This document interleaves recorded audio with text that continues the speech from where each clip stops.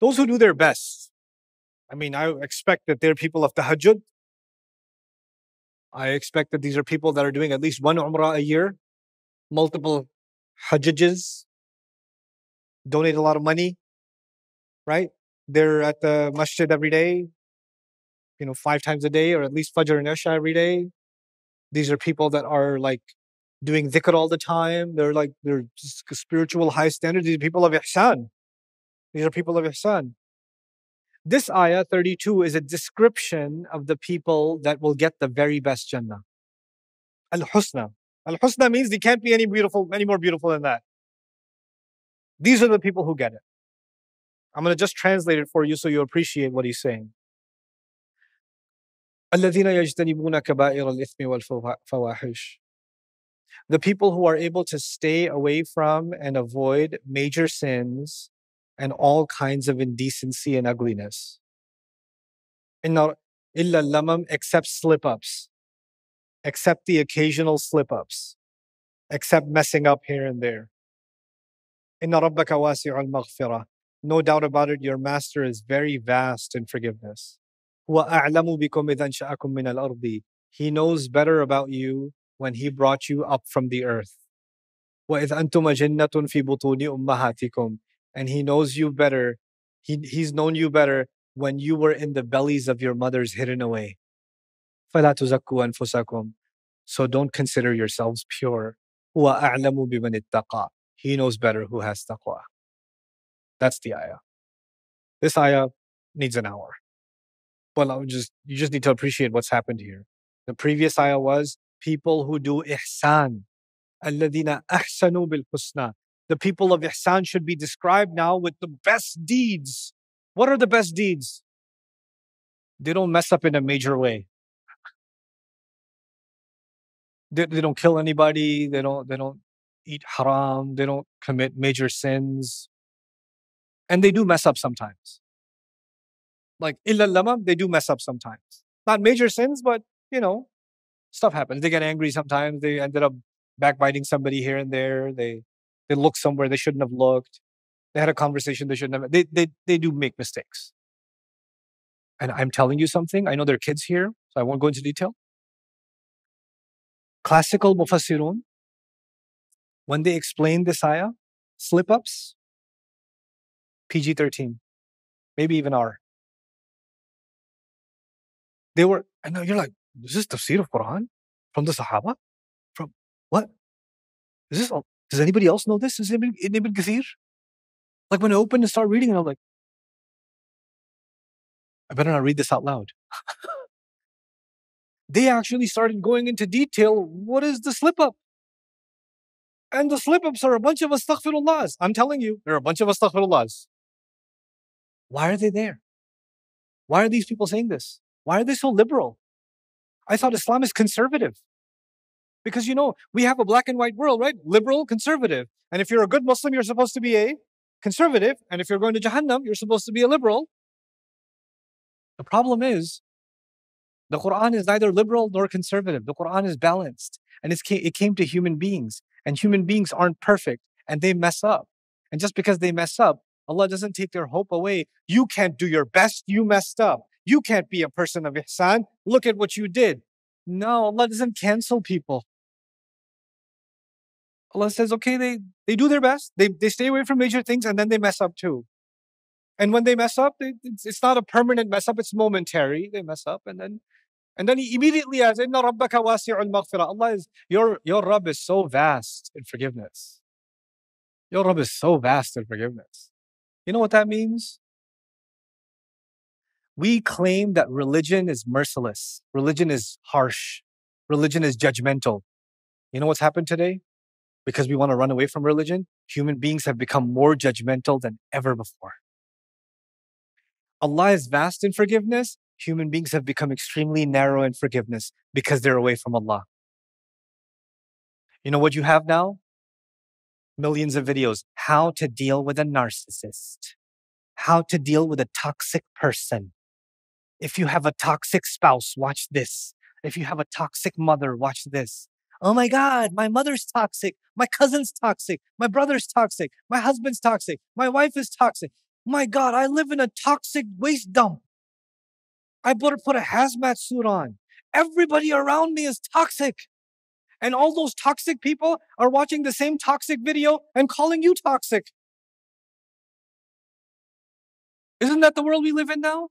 And by the way, once you declare someone is a narcissist, someone is toxic, you know what that means, right? Is that like this week they're toxic or they're forever toxic?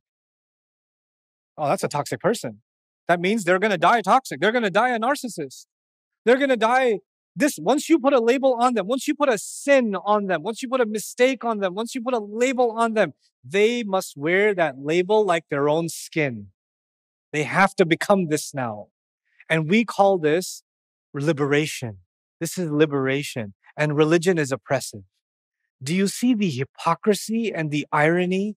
What is Allah just saying? What is Allah saying? Allah is saying people who, like the best people are people who accomplish this amazing thing. What's this amazing thing? They stayed away from major sins. That's it. They didn't pray all night and fast every Monday and Thursday, and they didn't do Umrah they didn't quit all their friends. They didn't just cry all the time. They didn't do any of that. They just stayed away from major things. Then what? Oh yeah, they messed up a little bit. Huh? Wait, that doesn't sound like ihsan. That sounds like they did something toxic. They messed up. How can you they can't be part of this ayah. Yeah, you didn't decide that as Allah. And he says, well, I'm not that forgiving. Yeah, you're not that forgiving. Inna rabbaka wasi'ul maghfirah. Your Rabb is vast in forgiveness, which is an interesting indication that you're not vast in forgiveness. This religion came to open the doors of rahmah for people. And Allah is describing this, and the Sahaba were like, there's one ayah in Surah Al-An'am. وَلَمْ يَلْبَسُوا إِيمَانَهُمْ بِظُلْمٍ. Allah describes believers. He says, those who believed and never corrupted their faith with doing anything wrong. And the Sahaba were like, we're done. Nobody's going to heaven. Because the ayah says they believed and they never corrupted their faith with anything wrong. How many? They're all human. They've done plenty of things wrong. What's going to happen? They went to the Prophet. Ayyuna la yazlimu nafsahu. Who of us doesn't wrong themselves? No, Allah is saying dhulm here means shirk. They didn't do something majorly bad. The ultimate dhulm. Inna shirka la dhulmun azim. That's what Allah is saying here. The Prophet explained, and the Sahaba are like, and so are the rest of us, like, oh, okay. You know what? I've been trying to study Quran for 20-something years. I'll tell you something. The khutbahs that I've heard in my youth and the talks and the literature that I've read, it made me feel for a long time that chances are I'm going to hell. And so are most of you. Chances are. Because we're not going to make it. We're just not good enough. And the reason that's happened is because we're constantly compared to people that were amazing. So, and clearly, I'm no Abu Bakr, you're no Umar, you're no Fatima, you're no Aisha. So, we're basically meant for the grand barbecue. And then the khutbahs that I heard all these years, the thing that kept getting repeated is all the amazing people already died. And now we just have you.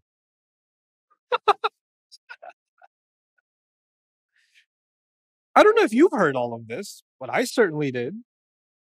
Over and over again. You know how you say kinaya? You're saying it without saying it? There's a lot of saying this without saying it. And Allah is angry with this person, and Allah will punish this, and Allah will get you for this. And look at what the Muslims are doing here. Allah will punish, Allah will punish, Allah will punish. Look at this haram, look at this haram, look at this haram. And yep, Allah is going to punish. I don't think I'm going to make it. This looks pretty bad. And they got a lot of dalil too. They quote a lot of ayat and the hadith. And when they get to the ayat of Jahannam, then the volume goes up. You ever notice that? The volume goes up whenever they talk about Jahannam? Even the khatib, nicest guy. Assalamu alaikum wa rahmatullahi wa barakatuh. How are you? Alhamdulillah, mashallah. Then he's about to give a khutbah. Inna alhamdulillah, nahmadu wa nasta'in. I'm like, what happened to you? You just sent everybody to hell with your voice. And then I found something else. So one narrative of Islam I found, even studying Islam, a narrative of Islam I found is, chances are you're going to Jannah. Then I found a counter narrative, a reaction. And to every action, there's equal but opposite reaction. The Prophet ﷺ loved humanity. Allah loves us. We should love ourselves. Allah will forgive. Let's tolerate. Let's accept. Let's hold hands. Let's accept the sinner. Let's hug the sinner. Let's hug the sin while we're at it too. Because the deen is rahmah. We need to have rahmah. Rahmah. Allah is ar-Rahman. So one extreme was, everybody's going to hell. And then you get an equal but opposite reaction, which is what? Everybody's going to heaven. It's a party. And I have to what? One thing you will notice, all of these, is ma tahwa al-anfus. Is dhann and hawa nafs. I don't say this with 100% guarantee, but I'm a student of psychology. And I've seen men that talk a lot about hellfire and they don't have healthy personal lives. There's a lot going on in their life and they're very angry about it, and it comes out on the mimbar. And I'm not joking. This is serious. There are women that are teaching halaqat that are talking about how difficult it is for you to make it into Jannah. And they are very depressed in their personal life. Their emotions have now started polluting. They don't even realize it. It started polluting their understanding of the religion, corrupting it. Now it's not the Quran speaking. It's me making the Quran speak what I want to say. I'm using the Quran, but I'm actually speaking my own thoughts, my own version. Allah is extremely loving sometimes and extremely scary sometimes. He's both. Allah opens some doors sometimes. But when I said slip-ups, Allah will forgive. Some people here got uncomfortable. What, is he trying to make everybody liberal? You know why? Because your comfort zone is in the conservative. And some people here that may lean towards the liberal dynamic say, finally, someone's speaking my truth. Because you know what that is? That's our own hawa finding what we find comfort in and not comfort in. But you and I have to learn to surrender to the word of Allah.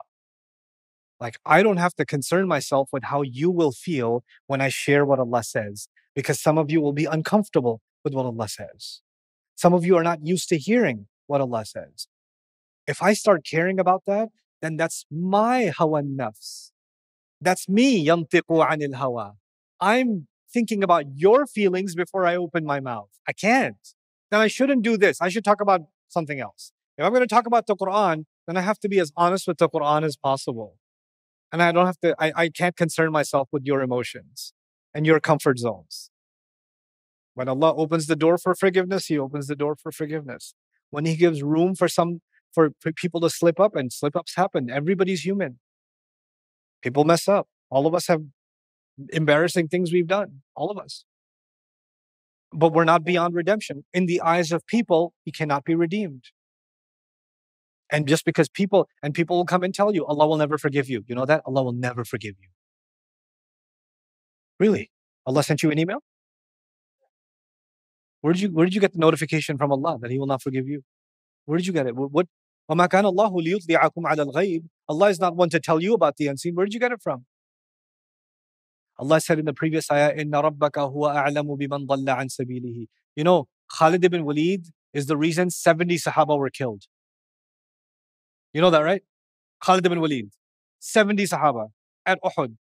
The Prophet was almost killed. The Prophet bled in 3 places in his face. There's a spear going through the Prophet's mouth in Uhud. Because of who? Khalid ibn Walid. And there are people who pray next to Khalid ibn Walid, and he's the reason their family members are dead. And sometimes he leads them in prayer too. You know that, right? And they don't look at him and get traumatized because they have something inside them. They understand, Inna Rabbaka wasi'ul maghfirah. They don't say, I can't forget what you did. I know that you're a great general, but your great generalness really hurt us that time. I don't want you to ever forget what you have done.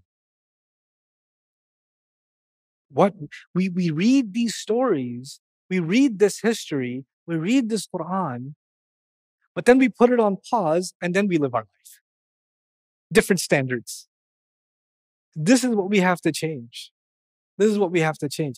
Ihsan is defined, and this is where I'm going to conclude today. Ihsan is defined a certain way in the Muslim community.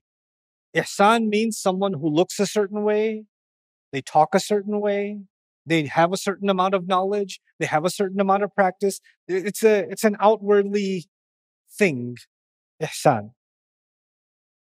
And ihsan in the Quran is much more attainable. It's much more realistic. How do you become I'm a Muslim. How do you become a muhsin? I'm a Muslim, I've made some mistakes, I've made some sins. How do I become a muhsin? Okay, stay away from major sins. You mess up sometimes, just pick yourself up, get back up on the horse, keep moving. Don't get addicted to sin. Don't stick on the same sin. But even along the way, you'll mess up here and there. That'll happen. It's okay.